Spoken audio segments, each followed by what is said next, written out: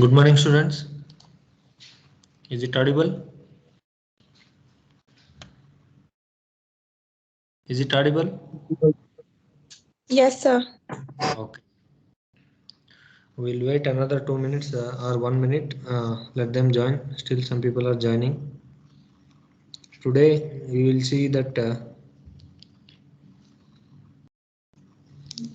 traffic safety, that is a highway lighting system, and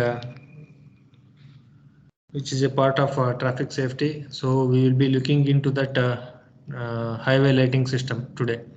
What are the parameters you have to consider for designing the highway lighting system? Why this highway lighting is required? All those things we will be discussing. So I'll share my screen. Are you able to see the screen?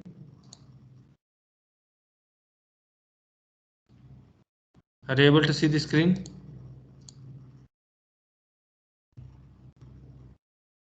Kindly respond.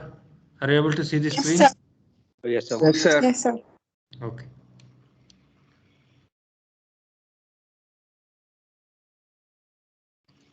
So we'll start with our class. Okay. So till now we have discussed about the highways accidents. So in the last class we were discussing about the what are all the measures we have to provide for accidents, and we have also discussed about the cost involved in the accident.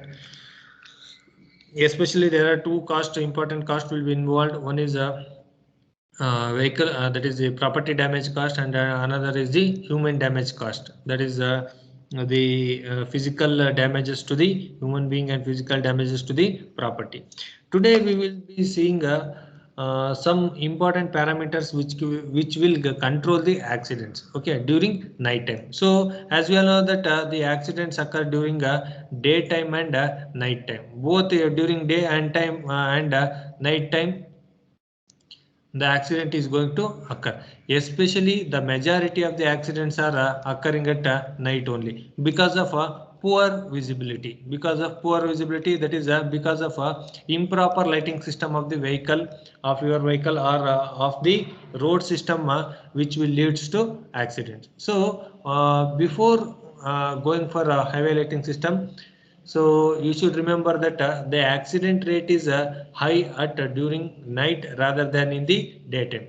So the daytime accidents causes because of the driver behavior, then road condition, all those things. But during night time, if an accident is occurring, means because of the poor visibility. So the rate of highway accidents and fatalities that occur during night driving is several times higher than the during day driving.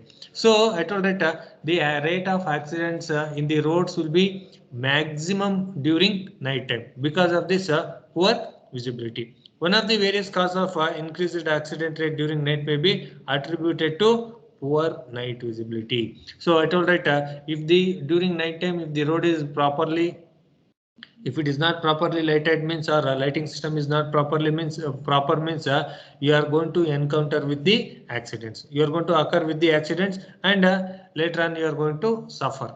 So you should be ensure, it should be ensure that the road should be lighted properly at all the control points, or at all the hazardous locations where accident rates are more.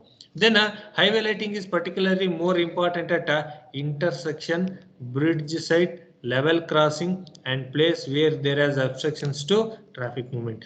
So where you are going to provide this lighting system, especially at the intersection. Why? Because in the intersection there may be chances of accidents is there. Okay, during night time if the proper lighting system is not provided. And bridges, when you are approaching a bridge, if you not having a good visibility means you are going to encounter with the accident. So to counteract that we are going to provide a highway lighting, proper highway lighting at the bridge side, and level crossing. Level crossing means it is usually comes in the railways. Okay, near railway crossing you are going to provide the lighting system. Then on urban roads where the density of population is also high, road light improves the visibility and safety. So when we provide this road lighting system in urban area, which will leads to improves in the visibility and in the safety. You can see here a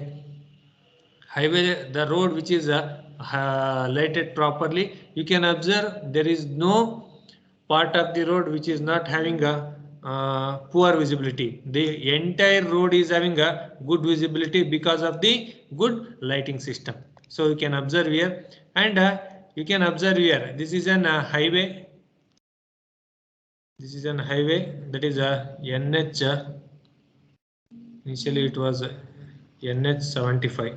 So this photograph is taken in the national highway NH75. You can see the road is properly lighted. So if you provide a proper lighting system, means we are going to have a less number of accidents during night time. Okay, is it clear? What is the importance?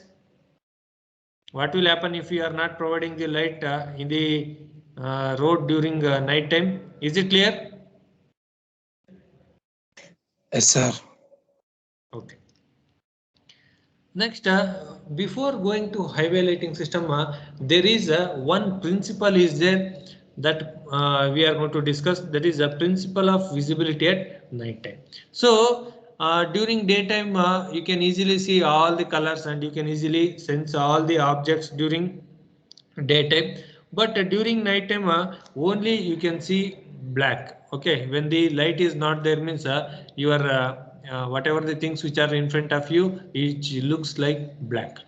So here also the principle of the night visibility basically depends on the black only. There is a black, or we can call it as a dark also, dark and bright. So these are the true two things you have to concentrate on, the principle of visibility at night. And here the principle of visibility at night, they will ask for 6 marks. Okay, remember, they will ask for 6 marks, that explain the principle of visibility at night, or explain the principle of night visibility, or explain seal out and reverse seal out process at night time. So you should be in a position. I will tell cleanly or clearly how we are going to get this seal out process and reverse seal out. So the tendency during a night driving, the visibility of objects varies with both absolute level of brightness and relative brightness of the road surface and the object. So absolute level of brightness means the actual brightness of the object. Okay, actual brightness of the object. So absolute level means the actual brightness of the object. Relative brightness means with respect to road, how brighter is the object. Okay, with respect to road, how brighter is the object, that we are going to call it as a relative brightness. So the principle of visibility at night basically depends on this absolute level of brightness and relative brightness of the road and the object. So with respect to the road surface, how brighter is the object, or with respect to the object, how brighter is the road surface. These 2 points you have to remember. Then what do you mean by this seal out process? When the brightness of the object is lesser than that of the background. So when the brightness of the object is lesser than that of the background, that is when object appears darker than the road surface, is called as a seal out process. So remember, when the object appears darker than the road surface, okay, when the object appears darker than the road surface, that we are going to call it as a seal out process. So when the brightness of the object, when the brightness of the object is less than that of the background, okay, less than that of the background, that is a background means we can consider object means your vehicle. So object, it is called a vehicle. Background means road surface. Okay, background means road surface. So object means vehicle, background means road surface. So when the brightness of your vehicle is lesser than the brightness of the background, that is the object appears darker than the road surface, that we are going to call it as seal out process. Okay, so this will called as black topped pavements. Okay, whatever the bitumen pavements or black topped pavements are there, which works on the principle of sill out process. So when the object brightness is lesser than the brightness of the background, then the object appears darker than the road surface, which is called as sill out. So the black topped pavements, whatever the roads they are constructing, they are all belongs to this sill out process. Is it clear? Sill out? Is it clear? Is it clear? Kindly respond. Yes, sir. Is it clear? Yes, sir. Then it is obvious that night visibility on cement, concrete and other light colored pavements are better than on a black topped surface. So you can observe here during night time the bituminous pavements are not visible. It is not easily visible. Why? Because the night time the surface will be darker in nature and the surrounding also it looks like darker. Okay, that is it will be dark only. That is a night visibility on cement, concrete and other light colored pavements are better than. So night visibility is good on a cement concrete pavement. So remember this thing, night visibility is good on cement concrete pavement rather than the black topped pavement. So night visibility is good on cement concrete. Wherever you go, you remember this point. Visibility during night time is good with cement concrete pavement. Okay, cement concrete roads are providing good visibility during night time rather than the bituminous pavements. Then reverse sill out, the same process. The brightness of the object is more than the immediate background. Here brightness of the object is less than the road surface. Here brightness of an object is more than the road surface. That process we are going to call it as reverse sill out. So sill out means brightness of the object less than the brightness of the road surface, but reverse sill out means brightness of the object is more than the brightness of the background. So the pavement is very dark like black top surface. The object which are relatively brighter in color are seen by this process. Okay, so the best example of sill out is white topped pavements or cement concrete pavements or CC pavements. CC means cement concrete pavements. For a reverse sill out, we can go for black topped pavements. That is a bituminous pavements. So remember, there are two process or two principles behind this highway lighting. One is sill out, brightness of the object less than the background. Reverse sill out, brightness of the object is more than the immediate background. And remember one thing here, I'm going to write here. So kindly make a note if you want. So during night time, cement concrete pavements are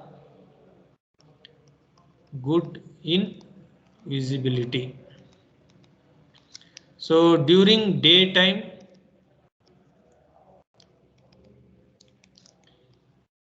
bituminous concrete pavements are good in visibility. So why? Because during night time the bituminous concrete will not emit, will not get brighter because it is a black color in nature. During night time the surrounding will be dark, so it is not visible. Okay, so during night time CC pavements are good for visibility. During daytime bituminous pavements are good in visibility. So bituminous pavements means whatever the roads they are constructing now, that is using usually generally they are going to call it as tar roads. Okay, the tar roads are having good visibility during daytime, and CC cement roads are having good visibility during night time. Is it clear? Is it clear? Kindly respond. Yes, sir. Okay.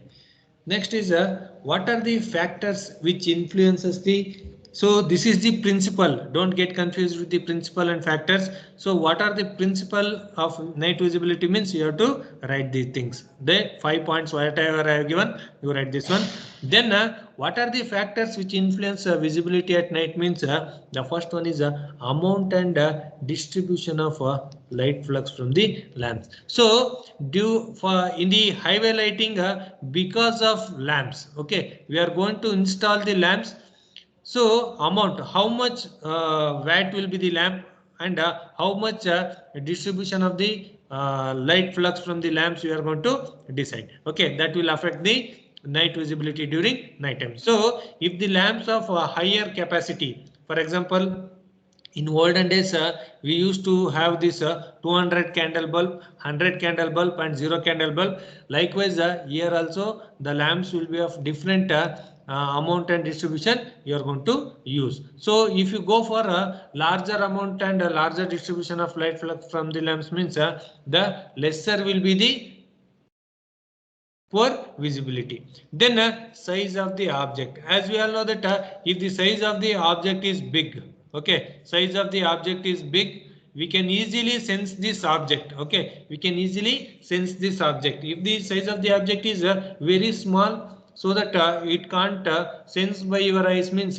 which will leads to accidents. Then brightness of the object, okay, that is if the object is of good brighter, that is if the object of higher brightness is present on the road means which will increases the visibility. If the brightness of the object is very less, okay, if the brightness of the object is more means good visibility.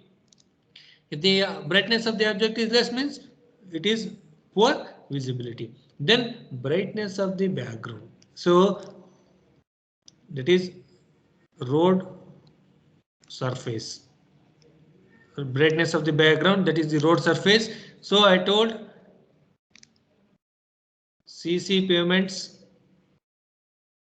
then bituminous pavements. So these are good during night time, these are good during daytime. So if the background of the brightness of the background surface is more means which will leads to good visibility. If the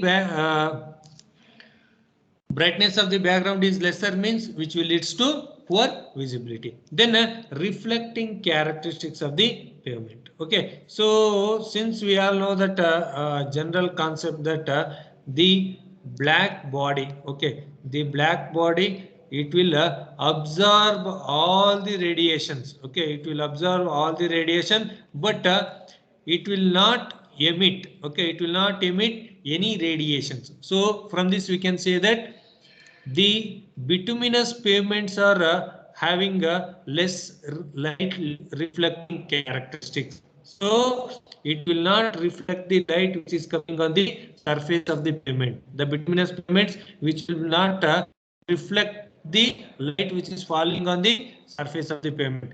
But if you go for cement concrete pavements, which is a white body, okay, which similarly looks like a gray color, or we can call it as white body only. So it will absorb the light and it will emit a certain amount of light. So the light reflecting characteristics of the pavement is also affecting the visibility. So the white body, the cement concrete pavement is having a good light reflecting characteristics, and bituminous pavements or tar pavements are tar having a less light reflecting characteristics. Then glare on the eyes of the driver. Okay, as we all know that the glare we have already discussed in the physiological characteristics of the road user. So the glare means the beam of light which is coming from the opposite vehicle hits the driver eye, so that he can't open his eye and he can't drive the vehicle. So if there is any glare effect on the driver's eye, means the visibility will be poor and which will leads to accidents. If the glare effect on the eyes of the driver is very less, we can easily have good visibility. Then time available to see the object. Okay, so that we can call it as we can analyze using PU theory. That is time required to sense the object, then time required to transfer the sensation from eyes to brain, then emotions, then final application of. So the time availability. So if the object is brighter and if you are moving at a higher speed, so you can't see the vehicle means or if you can't see the object means if you have not having any time means you are going to hit that vehicle and you are going to encounter with the accidents. So you should remember what are all the factors which influence visibility at night. There are two questions, probable questions will be there on this only.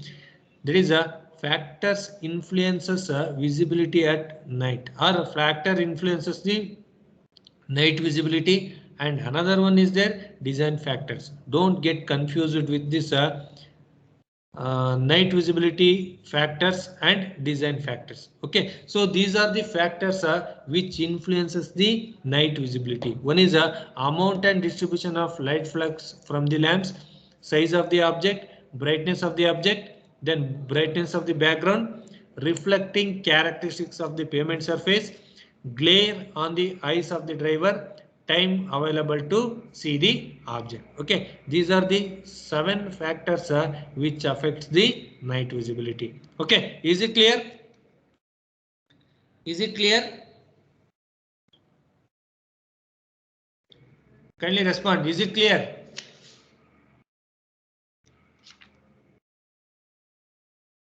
Yes, Is sir. it clear?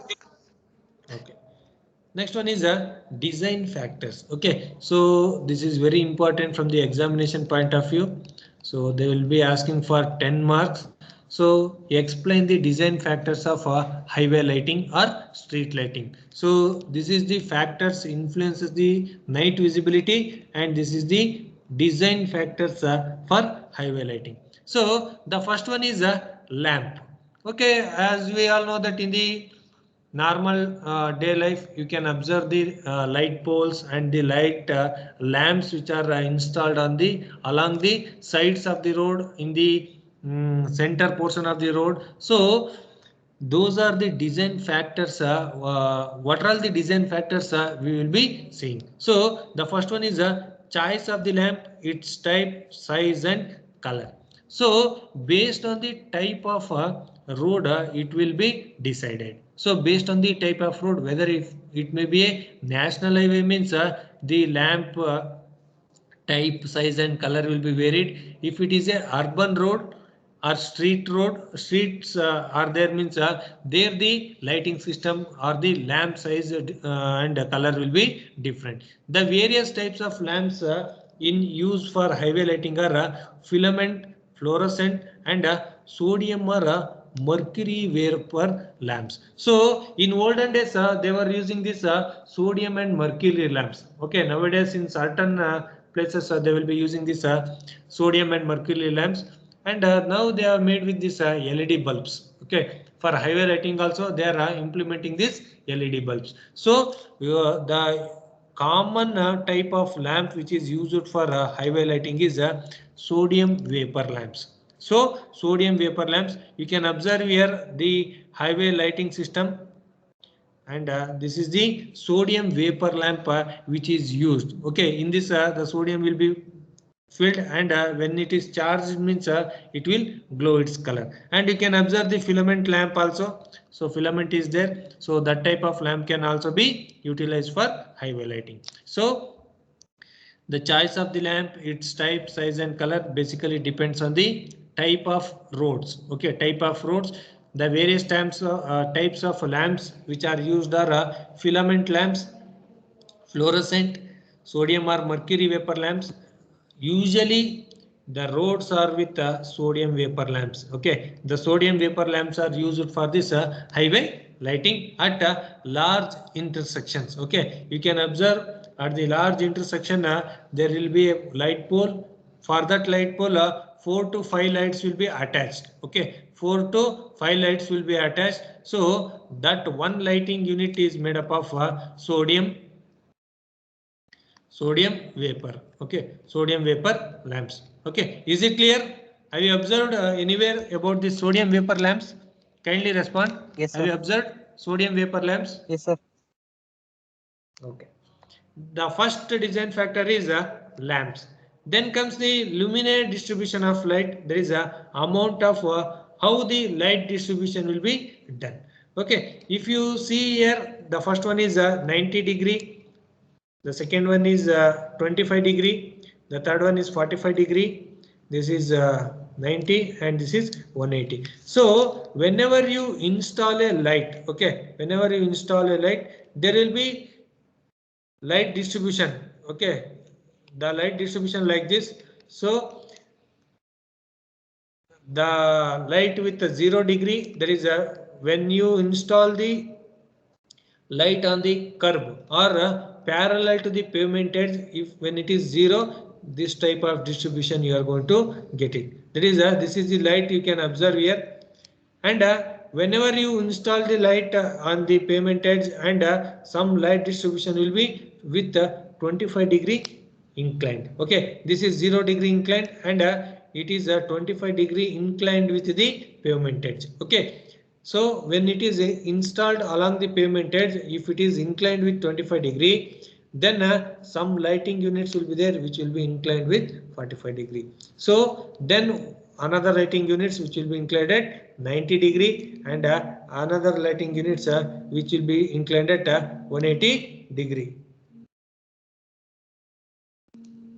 180°. So this is the luminaire. How the light distribution can be done in this highway. Okay, in the highway, how the light distribution can be done, you can observe here. The first one is a two-way lateral distribution. The second one is a narrow asymmetrical or lateral distribution. Then a medium width symmetrical distribution.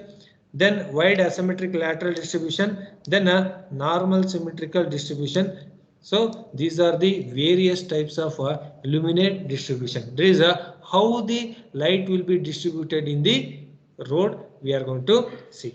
Then the next one is a spacing of lighting units. So what will be the spacing from one light pole to another light pole, which will be decided. Okay, what will be the, wait a minute.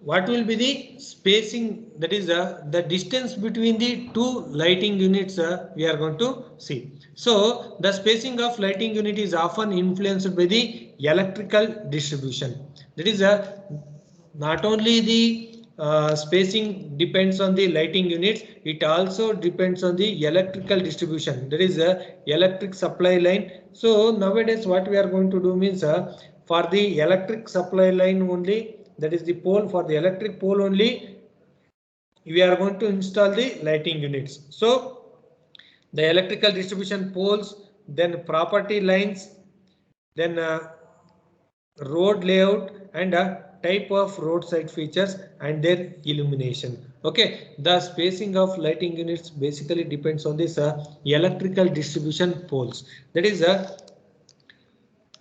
nowadays we are hanging this electrical light to the electrical pole only. So it is depends on the electrical pole, property lines, road layout, how the road is constructed. Based on that also the spacing of light units will be considered. So if the road is very narrow, okay, if the road is very narrow, you can provide only one light on one side. If the road is wider, okay, you are going to provide on both the sides of the road, and you are going to provide at larger spacing.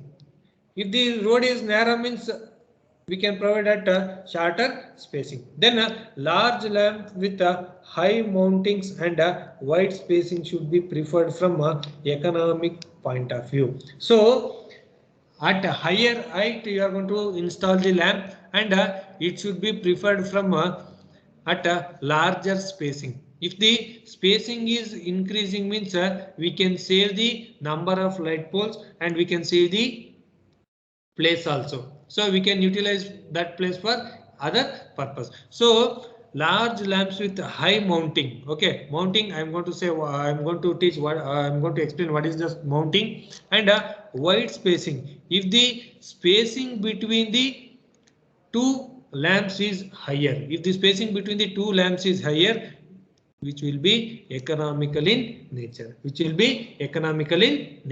okay. So this is the spacing of lighting units. Then height of overhang and mount, height of overhang of mount. So this is the height and overhang. You can observe here the distribution of light and shadow and glare effect from lamps depends on the mounting height. So whenever you see, whenever you travel below the light means there will be shadow.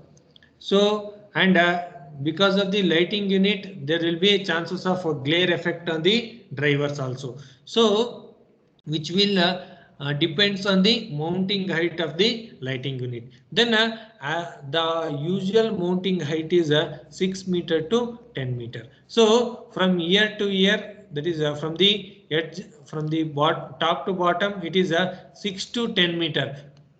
That is the light pole should be installed, or the lighting unit should be installed in the light pole, that it should be 6 to 10 meter from the ground surface. Okay, on the ground surface it should be 6 to 10 meter height. Then the vertical minimum clearance of electrical poles up to 650 volts is 6 meter above the pavement surface. I told right, if you consider this is the pavement surface, if you are installing the electrical pole from the pavement surface, the lighting unit should be at a distance of 6 to 10 meter, usually 6 to 10 meter, but as per IRC guidelines it is 6 meter. You are going to provide the lighting units at a height of 6 meter from the road surface. So the minimum vertical clearance required for a 650 volt current. Okay, 650 volt current,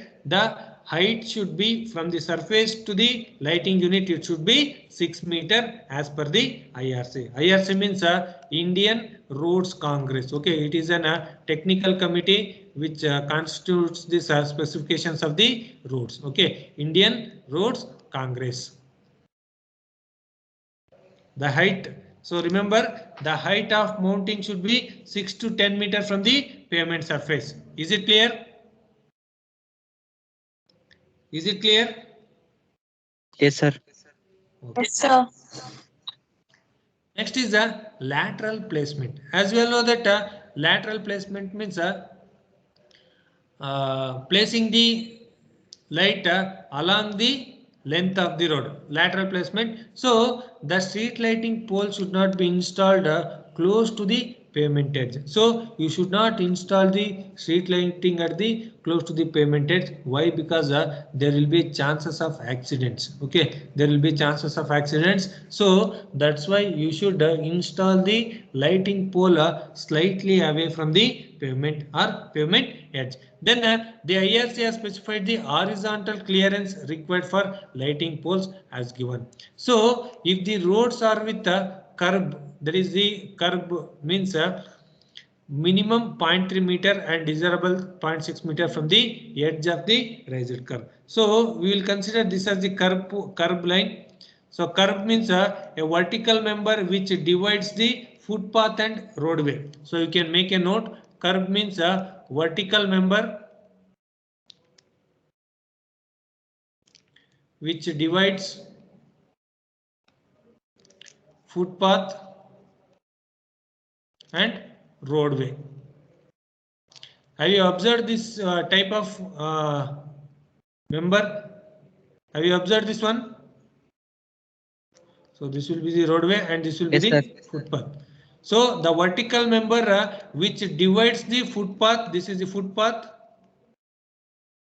and this is the roadway, that we are going to call it as curb. So from the curb, this is the plan I am showing. From the curb, it is suggested to provide a 0.3 meter from or 0.6 meter away from the curb. The lighting should be provided 0.3 meter and 0.6 meter away from the curb we are going to provide. So 0.6 meter you are going to provide the lighting unit at a distance of 0.6 meter. So for roads without raised curbs, minimum 1.5 meter from the edge of carriageway, subject to a minimum of 5 meter from the center line. So whenever it is a curb is not provided, okay, curb is not provided, that is especially in the rural highways, okay, especially in the rural highways like national highway and state highway. So it should be 1.5 meter away from the curb, okay, shoulder from the pavement edge. The lighting unit should be 1.5 meter away from the edge and from the center line, okay, if you consider the center line, it should be away from the 5 meter. Okay, when you consider from the center line of the road, the lighting unit should be away from the 5 meter, and when you consider the roads without raised curb, minimum is 1.5, maximum is 5 meter. When it is come for raised curb means minimum is 0.3 meter, maximum is 0.6 meter from the edge of the pavement. Okay, is it clear? 3 meter minimum, desirable is 6 meter, Yes, then sir. 1.5 meter from the edge of carriageway, 5 meter from the And center line of the carriageway. Is it clear? yes, sir. I think you all observed this curve, right? Vertical member which will divide the footpath and roadway. So it will be marked Yes, with black and white, alternate black and white or alternate yellow and white, yellow and black will be marked. Okay, that will be the curve.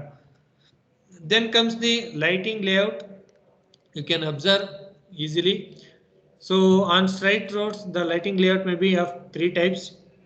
One is single side, staggered and central. You can see this is the carriageway. So this is the carriageway. So you can observe the lighting light units. This is the plan. Okay, this is the plan I am showing from the top how it will be looking, and this is the side view we are seeing. So from the top you can see that only on one side of the road the lighting units are provided. That we are going to call it as a single side. Okay, on only one side of the road, if we are providing the lighting units means that we are going to call it as a single side lighting layouts. So staggered, as we all know that it is zigzag manner. Okay, zigzag manner you can observe here, but in the side view it will looks like on both the sides, but it is a staggered. Okay, it is a zigzag manner. You are going to install the light on both the sides. Then comes the central. Okay, whenever you go for this highly important road, okay, highly important road, you can observe this central type of lighting units. Okay, central type of lighting unit. So on the both the sides, edges of the pavement, inner edges of the pavement, the lighting units will be provided, and this is the footpath, and this is the carriageway. So remember, the lighting units are of 3 types. One is single side, staggered on both sides, and central. Okay, is it clear? So the lighting units, Yes, sir. single side means providing the lighting units on the only one side of the road. Staggered means providing on both the sides, but it will be in the form of zigzag manner. Central means along the center line of the road you are going to provide the highway lighting, that is the lighting layouts will be provided, and both the sides. So it will provide a luminary distribution to this carriageway, and it will provide luminary distribution to the other carriageway. So this single side can be provided for narrow roads. Okay, narrow roads. So where the width of the road is very less, there you can go for this single side. Staggered, we can go for the broad roads or widened roads. Wider roads, we can go for this staggered, and I told right, highly important road, that is important roads or any roads in campus, that is either it may be a working campus or either it may be educational campus, you can observe this central type of lighting, and especially in the city limits. Okay, in the city limits you can see this central type of lighting layers. Have you observed this one, central type? Have you observed? Yes, sir. Yes, and Yes, sir. majority of the national highways and state highways are with this single-sided lighting layouts. So only one side it will be provided. If there is another road means they are going to provide on the other side. Okay. So again, other side the lighting layout will be provided if it is a national highway or state highway. Okay. Is it clear?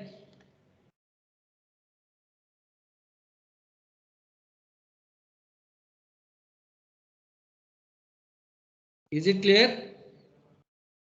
Yes, sir. Yes, sir. So any doubts in this highway lighting system? You can ask me. So these are all the things we have discussed. So design factors, the lamp, which is basically depends on the type, size and importance of road we are going to consider. Then usually the sodium vapor lamps are utilized for road in the roads.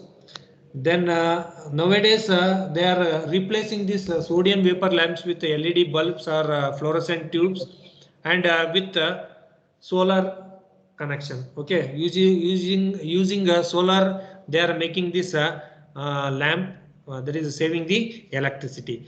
Then luminary distribution. So how the light will be distributed? So I have shown that is 0 degree, 25 degree light distribution, 45 degree, 90 degree, then a 180 degree distribution, how it will be distributed. So this 180 degree usually we can see this in intersections. Okay, whenever you are going for the intersections, there you can observe this 180 degree or 360 degree lighting system for all the area, that is a high mast lamps. Okay, we are going to call it as a high mast lamps. They will follow this last category. The fifth category will be followed by this high mast lamp. Then the spacing of lighting units, it will basically depends on the electrical distribution pole, property lines, road layout, then types of road features, and usually we are going to prefer a wide spacing because of the economic point of view. Why? Because if we provide at a regular interval, at shorter interval only, if we are providing means we have to have more number of light poles and we have to have more number of lighting units. That's why we are going to provide at a wider spacing, the lighting units are provided. Then overhang, I told right, 6 to 10 meter we are going to consider as per IRC. 6 meter we are going to provide from the road surface. The lighting unit or the bulb should be 6 meter above the ground level. Then lateral placement, that is for raised curb, it is 0.3 meter away from the road. Then 0.6 meter from the edge of the raised curb, and for without curb means we are going to consider 1.5 meter away from the pavement edge and 5 meter away from the center line of the pavement. Then lighting layouts, that is a single side, staggered, which looks like a zigzag manner. The third one is central. Okay, these are the some important things in this highway lighting. So there is one problem in this highway lighting system. So we will see that problem in the next class. Okay, any doubts in this? Any doubts? No, sir. No, sir. Okay, No, let's sir. stop here. Sir, So I have a doubt, sir. yeah, tell me. Assignment one you mentioned, no, sir, in the Teams. Yes. We already submitted that assignment, sir. Yes. Means again it is there again due it's showing, so that's No, fifth. whatever you have submitted in your team, that is where mechanical and empty people are there. Yes, sir. When you submit there, it's okay. The third assignment will be taken from this. I'm going to assign the third assignment in a new team. Okay, where we have added you in the team, the third assignment. The assignment 1 and 2 you have submitted there only. Yes, sir. There we will be validating there only. Okay, nothing to worry. Okay, sir. Because we did not Okay. submit in the previous assignment, that's why. Okay, so from now onwards, whatever the things I'm going to provide, it will be shown in the new assignment section only. That is in the new team, what way, whatever, where I have added you people. Okay. If you have any clarification or if you have any doubts with respect to subject means, you can free to contact me at any time. Okay. So any doubts or if you are facing any problem with the subject means you can contact me so that I will guide you. Okay. Okay, I'll stop here.